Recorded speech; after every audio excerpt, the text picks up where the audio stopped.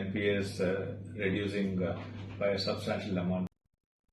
ఏలూరు జిల్లా కలెక్టరేట్ వద్ద పీఆర్టీఓ ఆధ్వర్యంలో ఉపాధ్యాయులు ధర్నా నిర్వహించారు. సర్వీస్ రూల్స్ అమలు, పీఆర్సీ కమిటీ ఏర్పాటు, 30% మధ్యంతర వృత్తి, పెండింగ్ సమస్యల పరిష్కారం వంటి డిమాండ్లు చేశారు.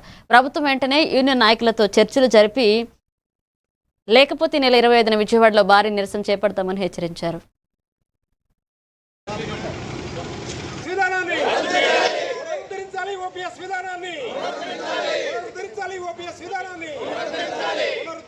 పాత పెన్షన్ విధానాన్ని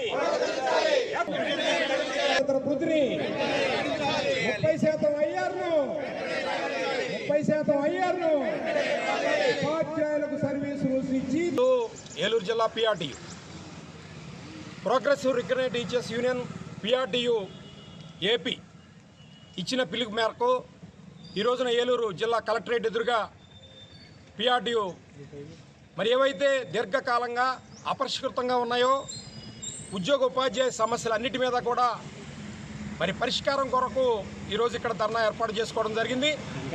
మరి ముఖ్యంగా ఉపాధ్యాయులకి సర్వీస్ రూల్స్ లేవు. సర్వీస్ రూల్స్ లేని కారణంగా ఉపాధ్యాయుడు 33 ఏళ్ళు 34 ఏళ్ళు సర్వీస్ చేసినా సరే తను ఏ పోస్టులో అయితే వచ్చారో మా అయితే ఆ పోస్ట్ తర్వాత ఇంకొక ప్రమోషన్ తీసుకొని రిటైర్ అయిపోతున్నారు.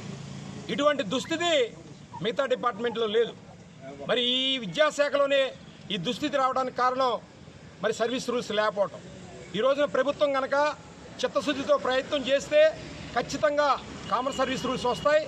మరి ఈ రోజున ఖాళీగా ఏవైతే ఉన్నాయో ప్రమోషన్స్ ద్వారా భర్తీ కావాల్సినటువంటి డైట్ కాలేజ్ లెక్చరర్స్, అలాగే జూనియర్ కాలేజ్ లెక్చరర్స్, ఇతరత్ర ఇవన్నీ కూడా ఎంఈఓస్, డివైఓస్, అలాగే డిఏఓ వరకు కూడా ఖాళీగా ఉన్నటువంటి పోస్టులన్నీ కూడా అర్హత కలిగినటువంటి ఉపాధ్యాయులందరికీ కూడా ఆ రకమైనటువంటి ప్రమోషన్స్ వస్తాయి.